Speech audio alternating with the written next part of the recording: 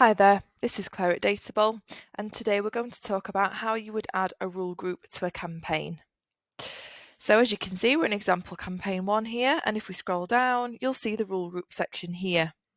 Now there's a couple of ways you can do this. First of all, you can select, so if you've previously created rule groups on another campaign, for example, and you want to copy them all across from that particular campaign, what you can do, you can select a campaign from this list here, and then select copy rule groups.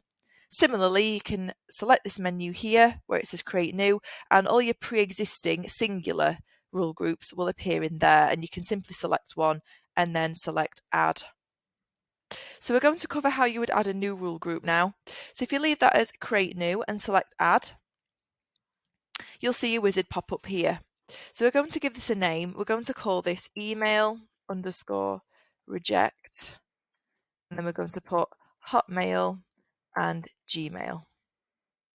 Okay, we'll just put a little dash between those. Right, so what we're going to tell Databowl to do here is we're going to tell Databowl that if we have a lead come in with either Hotmail or Gmail in the email domain, we want it to be rejected. So we're going to put match at least one, because we're going to put more than one rule within this rule group. We don't need to put immediate response there. So this is going to affect the email field. So we'll select that from the field list there.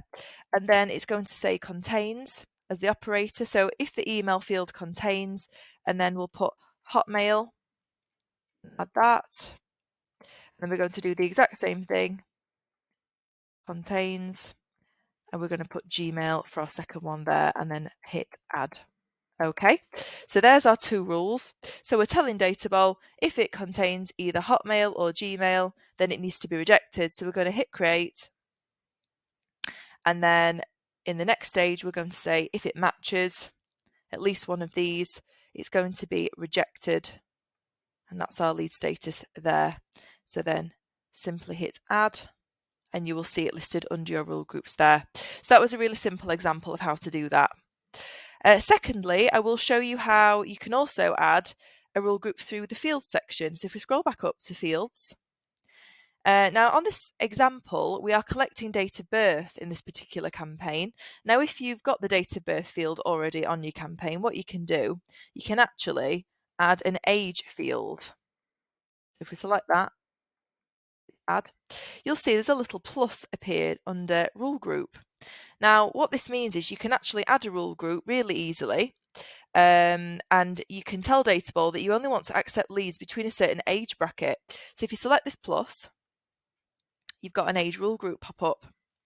And where it says accept ages that are, you can select any age, and you've got different options in here. So we can say between, and we can specify, in this example, we'll only accept leads aged between 17 and 65.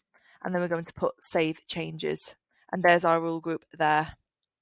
So that's a really useful tip. You can also add this into title. So if you select the plus again, you'll see a title rule group. So you can only select,